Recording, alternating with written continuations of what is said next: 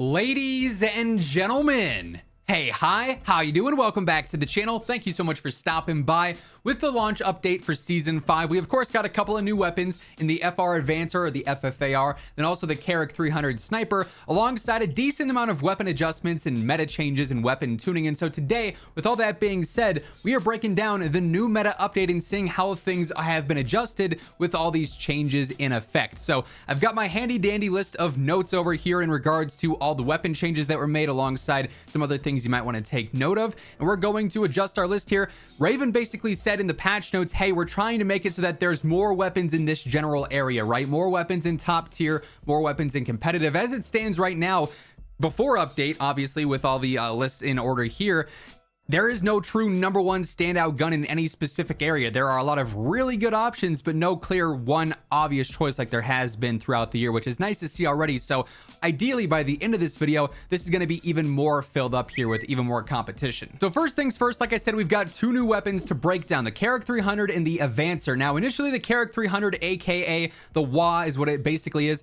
Semi-auto sniper. It's pretty strong for a snipe, but it's not going to be anything crazy in comparison to the other ones out there. So with that in mind, I'm going to leave it right there with the other sniper rifles. It's most similar to the Signal 50. Basically, it's that heavier semi-auto spammable sniper. Obviously the one shots are still going to be the Victus, the MCPR, so on and so forth, at least to the head with the explosive rounds. Carrack is just going to fit right in next to the Signal as a decent choice, but nothing that's like overly broken or anything like that. And then the FR Avancer, it definitely is a top tier choice for me, right next to the Razorback, the Chimera, and the 74U is like a great sniper support sort of mid-range option. That's where it's going to thrive the most, and it's very good at being that. It's low recoil, decent mobility for a rifle, decent mid-range TTK, fits right in with these other options. Now, those out of the way, let's break down how the various weapon tuning adjustments and weapon balance changes that were made affect the overall meta. As we get into this, if you guys are new to the channel, every single day I got you covered with meta breakdowns, news, updates, patch notes, anything going on in COD, I got you covered. So feel free to hit that subscribe button to stay up to date. And if you enjoy the video, let me know by dropping a like on it as well. Would be seriously appreciated. So initially here, this is probably one of the strangest updates that we've seen. The wrap got an adjustment, but it was to its semi-auto mode. Now, I don't know about you, but I've never changed the wrap out of fully auto because it fries in fully auto. But they buffed the semi-auto damage, but they nerfed the semi-auto rate of fire.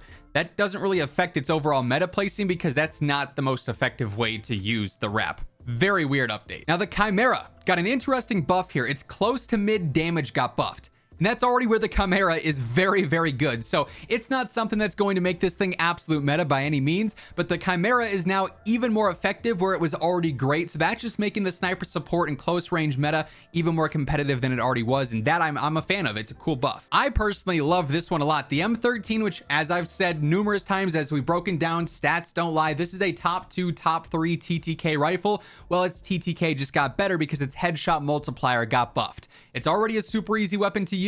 You land another headshot in the mix now with this thing, it's going to be even better than before. Staying in top tier is a great rifle choice. Now, this was a particularly interesting note based off what Raven said. They started out the weapon changes by saying, hey, we want a super balanced and positive and broad and diverse meta. Also, the Squall has been way too good recently, so we're going to nerf the Squall, but we're also going to buff its long range damage, which is particularly weird because that's where it was very, very good, is over long range. So the Squall is still going to be, I think, a top tier borderline competitive option here. It's definitely worse than it was before, however, because they ended up actually nerfing its close range damage, then also its neck, torso, and limb multipliers. So it's definitely worse overall, but in the niche of long range gunfights, which is primarily where you're using it, it is going to be slightly better because of that buff, but not something that's going to destroy this weapon, not a buff that makes it the clear, obvious number one choice. Frankly, I feel like, you know, the TAC V, SO14, Lockman 762 are all right there, if not better in some situations. The LMGs are super dominant, so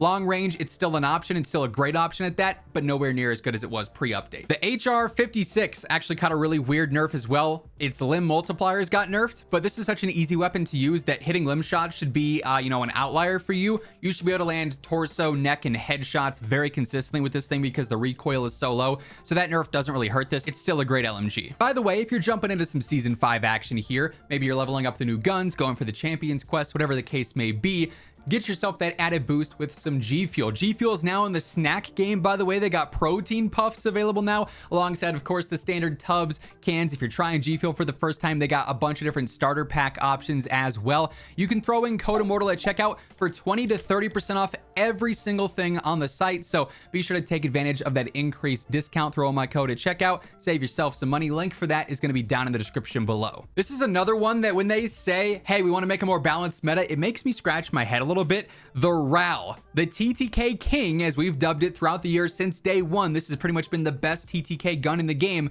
Its headshot multiplier got buffed. Now, it's hard to hit consistent headshots over range with the RAL because there is significant recoil here. That's why it's not the #1 absolute meta gun. It's kept in check by its 9 business day long ADS and it's really bad recoil because it has so much power and it has such a fast TTK when you land your shots.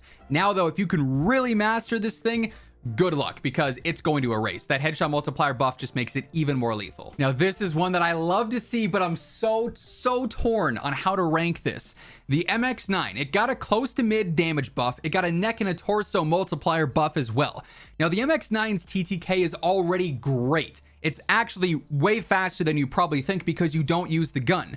But you don't use the gun because it has a 32 round mag, which means that outside of solos, it's pretty much really hard to get used to, really hard to navigate squad fights with. In trios and quads, it's one knock and then you have to reload. And if you're fighting more than one player, it's just tough, right? Really great players can capitalize on this, and it's a top tier SMG. Most players are probably going to be stuck with this in competitive just because it's so limited by that ammo. But I mean, damage wise, statistically speaking, it's a top tier SMG right there with the Lockman, the Vel, the P90. Actually, like in use and application, it's probably going to be stuck in competitive forever because of that ammo count. You want another head scratcher? Here you go. The Mini Bach. They added a damage drop off to it. This thing's TTK over range is already so bad. It's not a good SMG, right? Frankly, it being in competitive is a gimme. It really should be an average, and quite frankly, I think it is average after this update because they added a damage drop off. They nerfed the long range damage. I did get a headshot multiplier buff, so that's solid. But the Mini Bach is so far from being it, and they're nerfing it. Like, why, man? You don't have to do it. You don't have to treat it like this. Just leave it alone. It's going to be off in its own little niche area of people who want to use a random weapon because they want to. It's not that great. Another very important one, the MP5 got a close range nerf, which basically means that its damage drop off is going to be a bit more severe now. And that's what was keeping it right there with the ISO for the close range meta. They were like 1-1 throughout the first 10 meters. And then the ISO kept carrying on and the Lockman or the MP5 dropped off pretty severely. It makes the ISO the clear #1 choice now for SMGs. The Lockman sub is still very good, especially for the close range meta, but you're going to notice that if you get into those 15, 20, 30 meter areas, it's going to be a lot weaker than it was pre-update. It's still top tier though for close range. But because of that, I mean, I feel like right now there's no reason not to use the ISO. As good as the close range meta is outside of the ISO, this nerf to the MP5 but not to the ISO makes this far and away my go-to choice. Another one that I really like, the Vel 46, the MP7, got a neck and a torso multiplier buff. Already a great SMG, even better now. Its close range TTK in the first 10 meters maybe needs to be a little bit faster for it to be considered absolute meta, but it's currently a great choice. The Bass P actually got some decent buffs. It got a neck and a torso multiplier buff and a close range buff, so its damage drop off will be a little bit less severe. Its TTK in the mid range is really what thrives, but in the mid range you're going to get outgunned by the 74U Chimera Razorback and the Avancer now. So I'm going to keep it in competitive because for close range it's not going to be anything all that crazy. Also, while we're here looking at it, Hurricane getting bumped up into the top tier because this thing I would take over the Bass P, and they're very similar in how their stats play out. Hurricane right now, as we talked about a few days back, super solid. Then the last change that was made with Season 5 is the Fennec 45 got a close range damage buff. That's solid, but it still does fall off pretty significantly. Also, it's pretty limited with its damage per mag with the increased TTK here. It's not something that can thrive as much as it used to be able to with the lower health. So while it's better for sure, it's definitely not something that's going to be able to hang 1-to-1 always with an ISO, Vel, Lockman, Hurricane, even some of the close range rifles even. But really, this update did its job. Outside of the ISO, that's the one thing that I was like, if any SMG got nerfed, I expected it to be the ISO because it's a standout option for sure.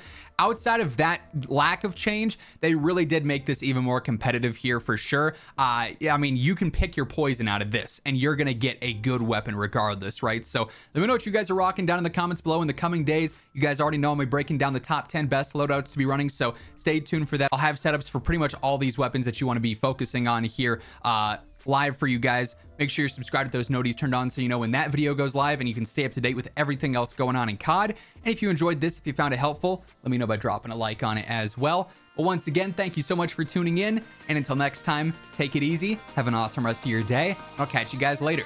Peace out.